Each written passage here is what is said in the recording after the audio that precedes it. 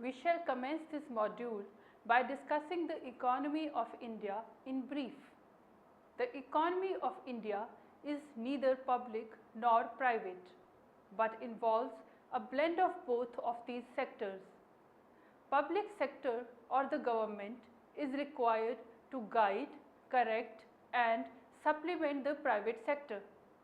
The private sector or market system cannot accomplish all economic fluctuations alone, and hence public policy is formulated. Public finance deals with the financial happenings of the governments and public authorities. It describes and analyzes the expenses of the government and the techniques used by them to finance these expenditures. The public policy of the government is concerned about the problems of resource allocation, the distribution of income, full employment and price level stability coupled with growth.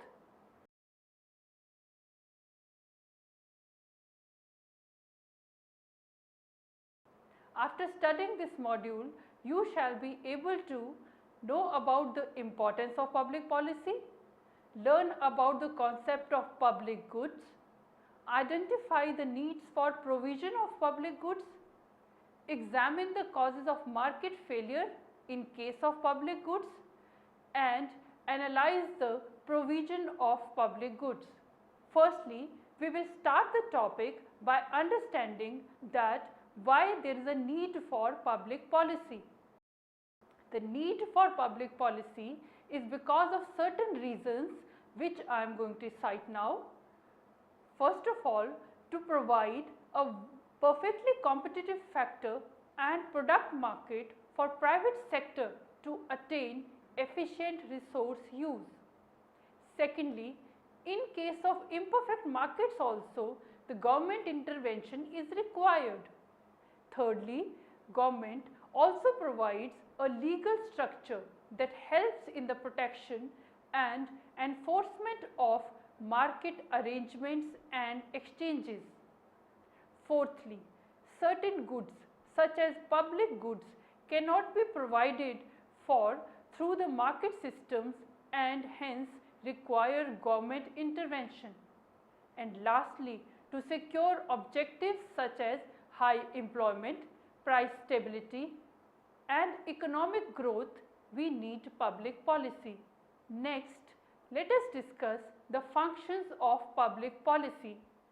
The allocation function in budgeting determines on what government revenue will be spent. Because a high proportion of national income is now devoted to public expenditure, allocation decisions become more significant in political and economic terms. At all times and in all countries, the calls for expenditure on specific services or activities or for more generous transfer payments will always exceed the amount that can reasonably be raised in taxation or by borrowing. The allocation function of budget policy is concerned with the provision for public goods or the process by which entire resources are divided between private and public goods and by which the mix of public goods is chosen. After allocation function, next main function of public finance is distribution function. Distribution function means equitable and fair distribution of income and wealth. After distribution, next function is stabilization function. Stabilization function implies maintaining high employment, price stability and an appropriated rate of economic growth. Now, moving on to discuss the public goods. Public goods are products or services we all use. Because we all use them, each of us cannot be charged individually for them. The cafe you enjoy could really put a number on how much air conditioning you enjoyed during your visit, so the owners cannot fairly charge you for it. Public goods are typically financed by business owners or the government through tax revenues. When a public good is consumed, the amount left for others to consume is not reduced and it cannot be withheld from those who are unable to pay for it. Public good, also known as collective or social good, is a good that is both non-excludable and non-rival in consumption, that is, individuals cannot be successfully excluded from its use, and the use by one individual does not reduce availability for others. National defense, air, fireworks display, knowledge, street lighting, etc. are the examples of public goods. A fireworks display is a public good because it is non-excludable, that is, it is impossible to prevent people from observing it, and non-rival. One individual watching it does not reduce the accessibility of others as far as watching is concerned. Private goods, on the other hand, are both rival in consumption and excludable, and use by one individual reduces its availability for the other individual. Examples of private goods are apples, loaves of bread, personal car, house, etc. If X is a private good and there are two individuals A and B, then total consumption XC is the sum of each individual's consumption as far as private good is concerned.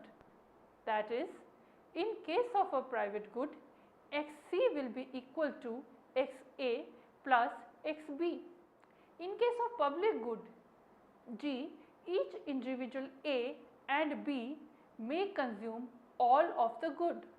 So, the total amount consumed will be the same for each individual, that is GC, that is the total public good, will be equal to GA, public good consumed by individual A, which will again be equal to GB, that is public good consumed by individual B. Let us now understand the characteristics of public goods. First characteristic is non-rival consumption. Non-rival consumption means the consumption of one individual does not reduce the benefits derived by all individuals. It implies that to derive the aggregate demand of the public good, individuals' demand curve must be added vertically rather than horizontally. This means that additional consumption of the good does not add anything to the costs of production. For example, an additional pedestrian on a well-lit street does not add to the cost of providing street lighting. The consequence of this is as follows. For allocative efficiency, anyone wishing to consume a good should be able to do so.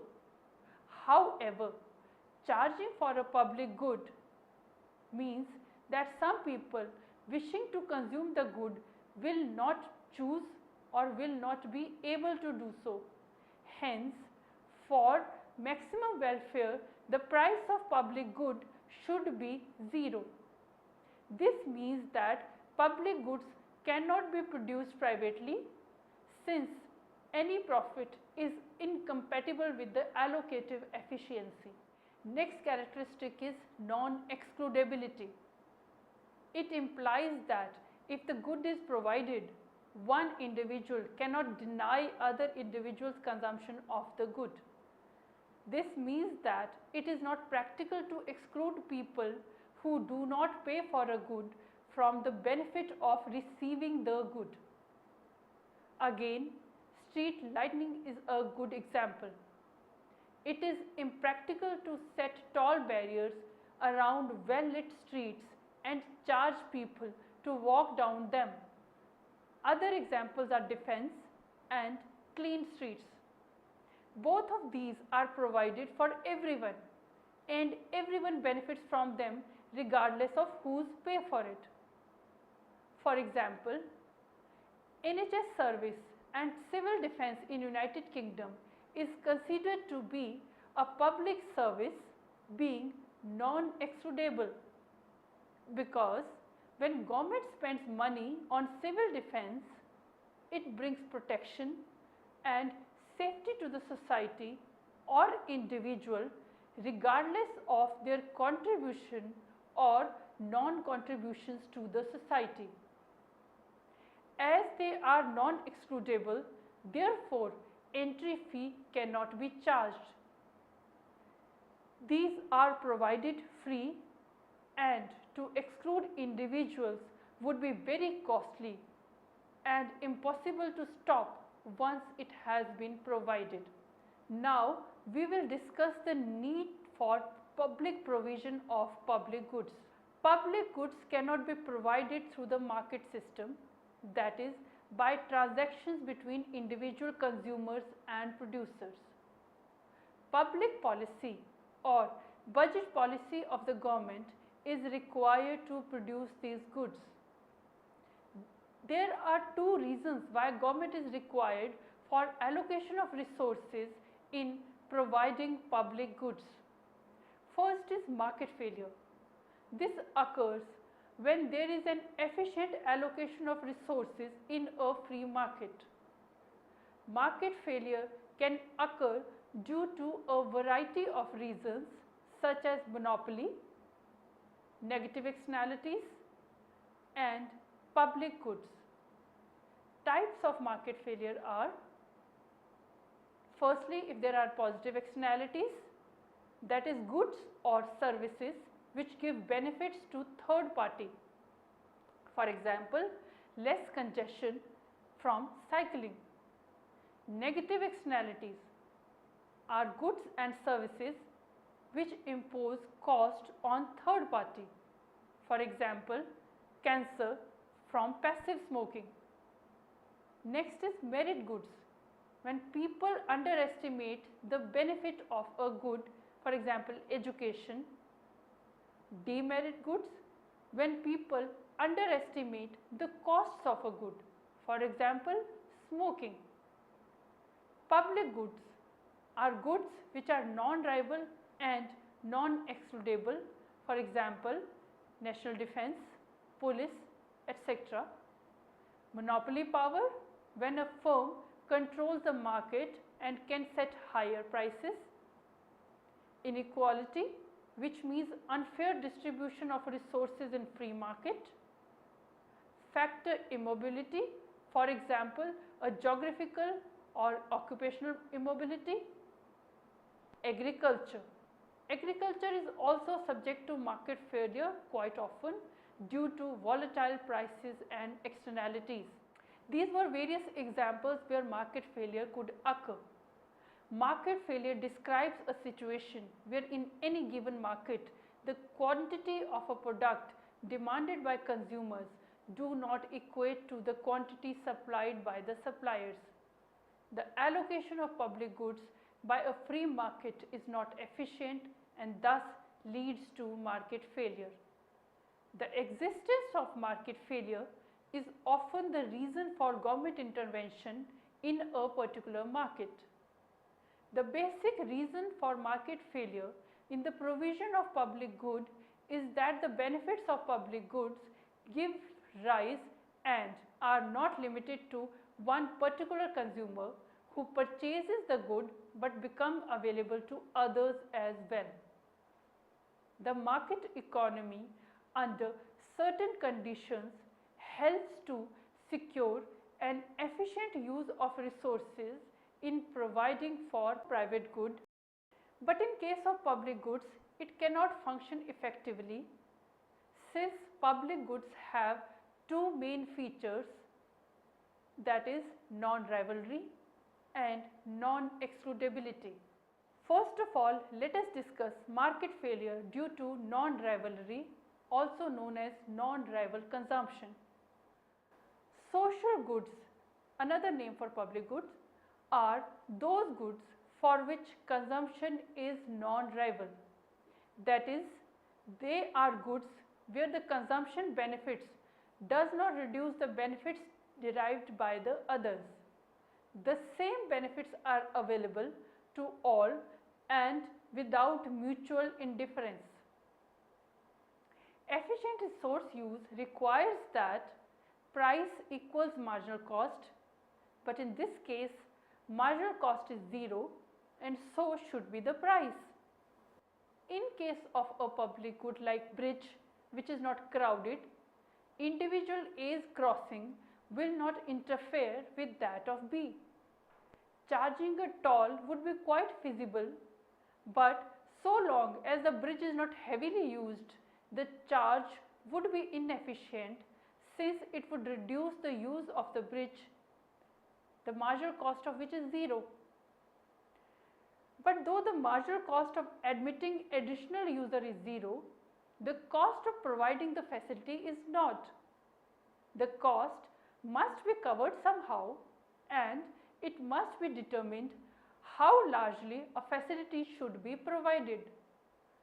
So, provision of such a public good cannot be provided through the market and government intervention is required. Market failure due to non-extrudability. A second case of market failure arises where consumption is non-extrudable. A good or service is non-extrudable if consumers who do not pay for it cannot be prevented from accessing it. Non-extrudable goods will generally be underproduced and undersupplied in absence of government intervention. This is due to the fact that potential producers will not be able to realize a profit sufficient enough to justify the cost of production. In case of public good, there is another issue which is known as free rider problem. The free rider problem is when individuals benefit from a public good without paying their share of the cost. The free rider problem emerges in case of public goods where some individuals either consume more than their fair share or pay less than their fair share or pay less than their fair share of the cost of the public good. This happens because consumers cannot be excluded from the consumption benefits due to the non-excludability characteristics of public good. If everyone attempts to free ride, nothing will be provided and a free ride for everyone becomes impossible. This requires government intervention and a rationale for public policy. A commonly used example of the free rider problem is found in national defense. All citizens of a country benefit from being defended. However, individuals who evade taxes are still protected even though they did not pay for their fair share of the public good. Let us now discuss the provision of public goods. The provision of public goods for consumption depends upon, firstly, efficient resource allocation, that is, to produce at least cost what consumers want most and at a price also. Secondly, the procedure by which provision is to be achieved. If we compare provision of a public good with that of a private good to analyze the problem, it is necessary to compare the demand and supply diagram for public goods and private goods. Now consider the figure. The left side of the figure shows the market for a private good. DA and DB are the normal demand curves of two individuals, A and B. The aggregate market demand curve will be DA plus B and is obtained by horizontal summation of DA and DB, adding the quantities that individuals A and B purchase at any given price. SS is the supply curve and equilibrium is at point E where the market demand and supply curve intersects. Price equals OC in the diagram and the output OH is the output produced with OF purchased by A and OG by B, where OF plus OG will be equal to OH, which will be the total output produced. The right side of the figure shows a similar pattern for a public good. With the assumption that consumers are ready to reveal their preferences for the public good, respective demand curves for A and B are drawn. But the difference is that the market demand curve dA plus B for the public good is obtained by vertical summation of dA and dB, showing the sum of market prices which A and B are willing to pay for any given amount. This happens because both consume the same amount and the price is equal to the marginal preference. The total price includes the sum of prices paid by each to cover the cost of the service. SS is the supply schedule showing marginal cost for various outputs of the public good. ON is the total quantity consumed by both A and B. The combined price equals OK, but the price paid by A is OM, while that paid by B is OL, where OM plus OL will be equal to OK. Moving on to discuss the public or budgetary provision. The figure suggests that the provision of public goods might be implemented by the private sector through market forces, as in the situation of private goods. But this interpretation is misleading, as the public goods are provided without exclusion and consumers' preferences will never be revealed voluntarily. To overcome this problem, economists have defined efficient allocation for social goods in terms of a model. This model explains how a budget policy can reveal consumer preferences, that is, to tell the government what social goods should be provided and how this policy mobilizes resources to pay for them. This requires tax and expenditure decisions to be taken also. Voters are confronted with a choice among budget proposals which carry a price in terms of their own tax contributions. Now we will summarize what we have learnt in this module. The theory of public goods provide a rationale for the allocation function of public policy. Allocation of resources is a primary function of the government and it analyzes how scarce resources are distributed among public and private goods. Public goods exhibit the feature of non-excludability and non-rivalry. In the provision of public goods, private market fails to utilize resources efficiently. Public goods are frequently related to the free rider problem, in which people who do not pay for the good but may continue to access it, which results in underproduction, overconsumption and degradation of goods. Hence, the government intervention is required. The problem then is how the government should determine how much of such goods are to be produced. The difficulty lies in deciding the type and quality of a public good that should be supplied and how much a particular consumer should be asked to pay.